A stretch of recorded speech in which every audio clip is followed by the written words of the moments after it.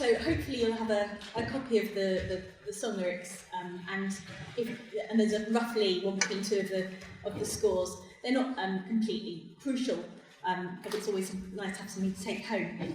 I was struck very much by the opportunity to, as Monty says, bring together some of my research interests, particularly as I, like many of you here, may have come across medieval music that was marketed as a form of ambient music in the 1990s and slightly before. Abbess Hildegard of Bingen became an unexpected cult figure in the 1980s with the release of A Feather on the Breath of God, a full album of her devotional chants, performed by Gothic voices. As Jennifer Bain has argued, the composer's reception in the world of contemporary classical music rested on cultural understandings of Hildegard as a visionary nun, a woman whose spirituality had almost magical qualities.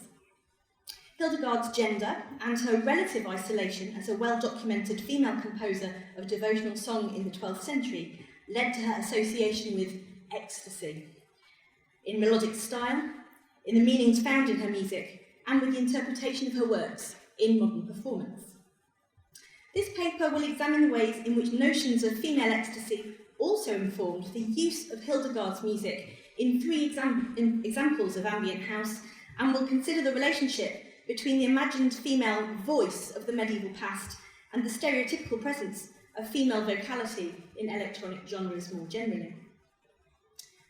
For the uninitiated, Hildegard von Bingen was a German nun, eventually an abbess, whose diverse writings covered almost every available topic of her day, from the political to the spiritual, and from aspects of natural philosophy to physiological studies of the human body. As musicians, we are most likely to have encountered Hildegard through her body of liturgical song, well over 70 of them. Although music did not play a prominent role in the early reception of her own general influence during the medieval and early modern period, or even during the 19th century, a revival of interest in her music in the 1980s and 90s has placed her music at the front of her popular reception, alongside her reputation as a visionary.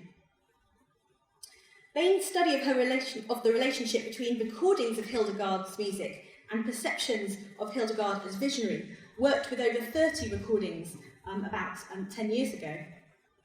The tide of Hildegard releases has continued since then, as I know from regularly being asked to review bundles of medieval discs in which Hildegard's songs continue to feature on both compilations and, startlingly really for medieval plain chant, whole albums dedicated to her music. Hildegard was not the only composer of sacred monophonic song in the 12th century.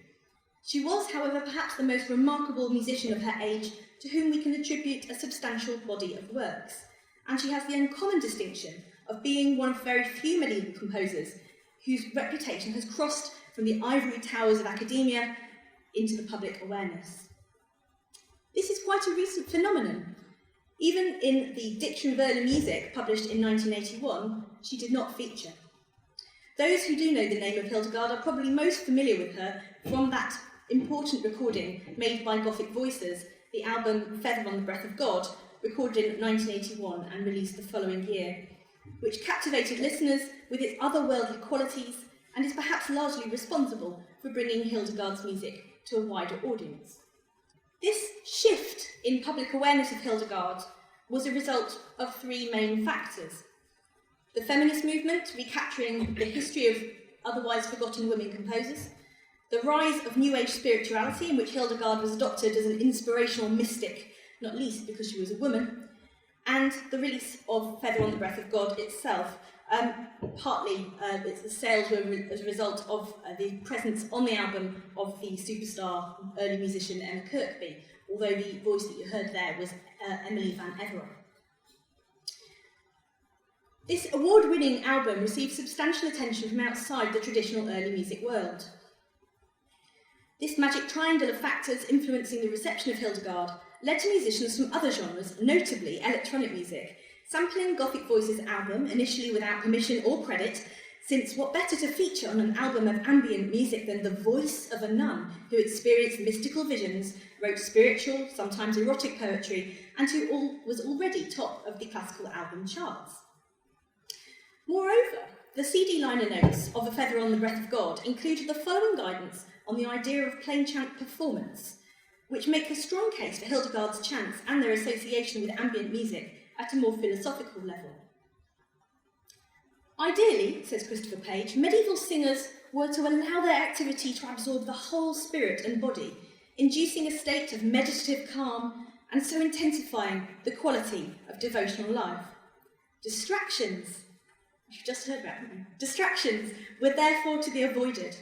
Discretion was the basis of the ideal, voices betraying a poised, attentive spirit, dwelling upon the inner meaning of the text, sensitive to musical nuances, but never seduced by them.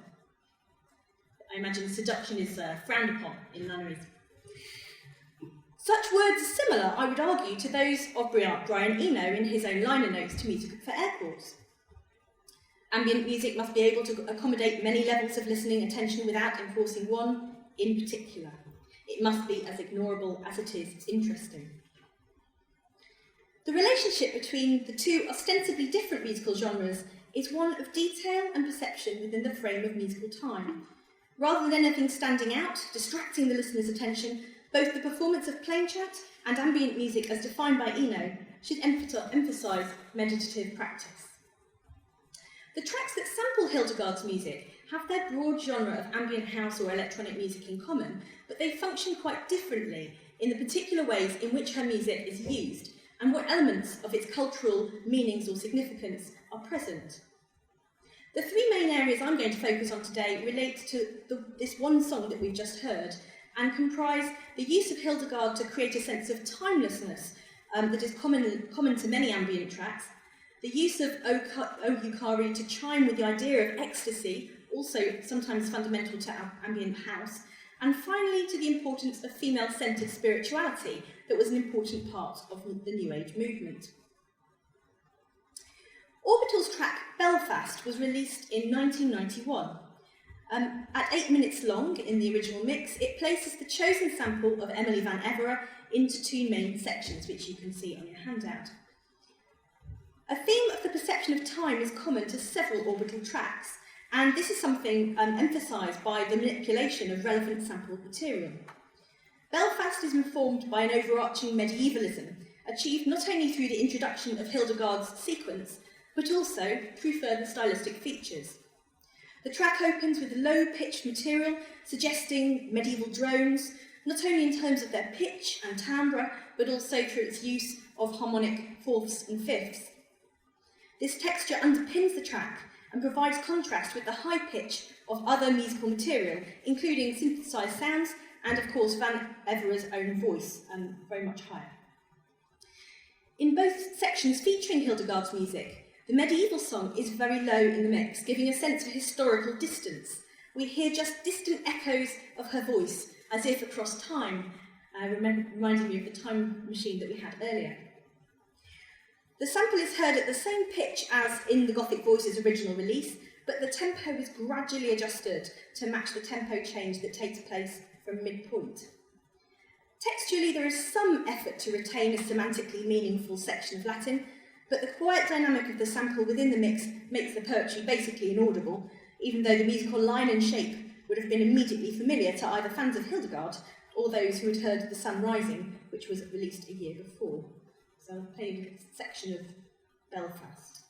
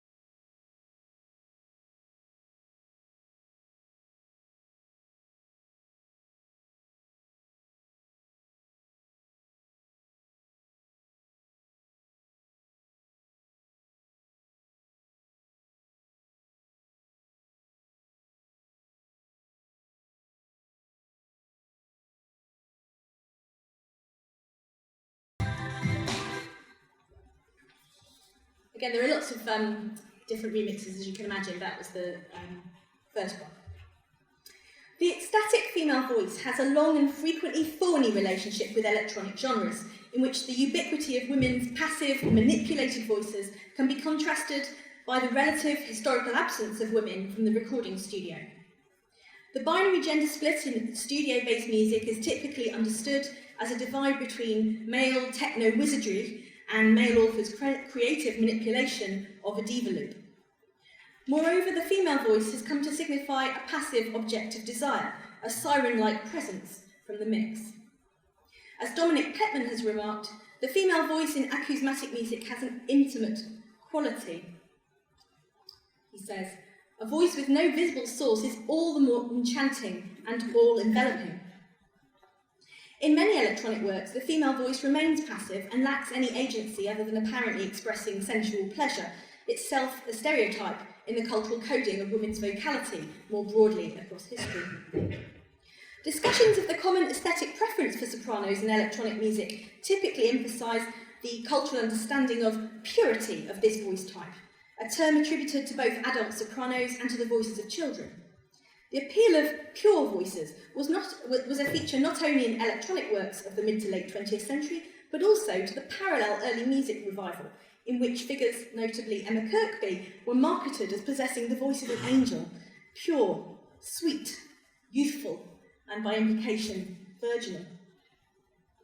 When we hear Hildegard's music presented in these ambient house tracks, the very fact that it is performed by using a soprano gives an illusion that we are hearing not only a voice recorded that was 10 years ago, since that recording, but 840 years ago, as if we're hearing the voice of Hildegard herself. Although we know nothing of the precise performance situation of Hildegard's music, which may well have been performed communally by groups of men or women, or as a solo song, in or outside of the liturgy, with or without instruments, the use of just one unaccompanied female voice evokes Hildegard herself and all the cultural understandings of her as a nun, a musician, and a visionary. How does such cultural resonances function in a track like the beloved The Sun Rising from 1989, given that we hear only a tiny fragment, just 2 words, of Hildegard's music? The song is placed within a detailed musical texture, creating antiphonal contrast in the chorus with the low-pitched, meditative, controlled vocal delivery of John Marsh. The leaping melodic line, often characterised as a distinctive feature of Hildegard's compositional style, is made even more striking by the tightness of the loop in terms of its duration, its relentless repetition, the manipulation of the speed of the original, and by the transposition of the song up a whole tone. The effect is not so much meditative as it is urgent. Her voice is trapped in the track, in which it's repeated unchanged in quick succession. Certainly we have a rational masculine presence, Marsh, set against an ecstatic, uncontained feminine vocal. The word ecstasy has long been associated with Hildegard's music, so tied up is her musical output with our idea of her as a visionary, even though Hildegard's visions never occurred in ecstasy, a trance-like state, but rather while she was awake. The most obvious example is the medieval ensemble Sequentia's recording, which is itself entitled Canticles of Ecstasy, but it was also an important part of the way in which Gothic Voices' musical director, Christopher Page, framed Hildegard's musical style. Oh, it's not showing, is it?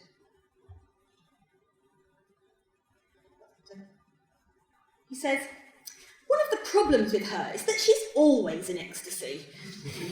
As someone once said of her, anything will set her off. The amount of variety she can display in her musical compositions, ranging from very simple and short pieces, where more or less every syllable has a note, to these vast sequences, which are amongst the most luxuriant compositions of the Middle Ages, the range she shows is really terrific." About 20 years later, when he was interviewed, he said actually he'd gone off Hildegard because he found it all very repetitive. The use of Latin-texted rather than textless song carries with it cultural associations, even though most of the listening audience would not have been able to understand the theology of her poetry.